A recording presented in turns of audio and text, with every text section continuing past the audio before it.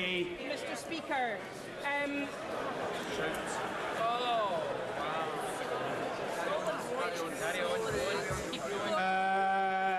if members who are leaving the chamber, I understand the disappointment of the honourable and learned lady, but I cannot compel members to remain.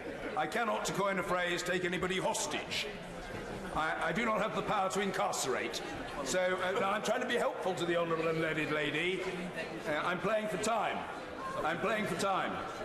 If members who, quite unaccountably, do not wish to listen to the honourable and learned lady would leave the chamber quickly and quietly, the rest of us, including assuredly the chair, wishing to hear the honourable lady, can do so.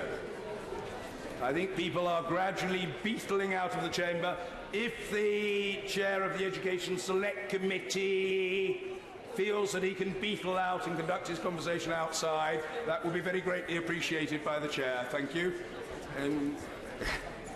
Point of order, Joanna Cherry. Mr. Speaker, thank you for your indulgence. Viewers in Scotland are accustomed to the sight of the Tory benches emptying when speakers, members of Parliament representing Scottish seats get up, and I'm very much looking forward to seeing that in the SNP's party political broadcasts in the soon-to-come general election. But, Mr. Speaker, the point I want to make is an important one. The Prime Minister has failed to secure an approval of the withdrawal agreement today in terms of the Ben Act, and that means that under the law of this land he should be retreating to number 10 to pen a letter to the European Union in terms of the Act and in terms of the undertakings, as so described by the Secretary of State for exiting the European Union, the undertakings that he gave to the Scottish Court.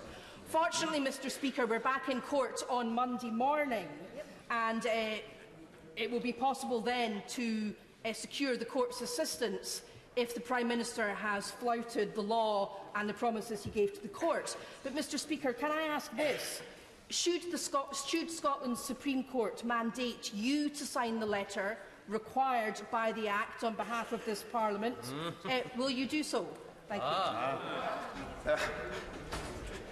I'm grateful to the honourable and learned lady. I have no expectation of being so asked, and moreover I have no aspirations to the exalted status that would have been attained by a person so requested or indeed directed by the court. But the short answer to the honourable and learned lady is that if I were instructed by this House, I would do as instructed, and if I were directed or instructed by a court, I would do as directed. That is my instinctive reaction. I would, of course, seek further and better particulars. I would take advice. But I repeat, I haven't been asked. I'm not expecting to be asked. I'm not looking to be asked.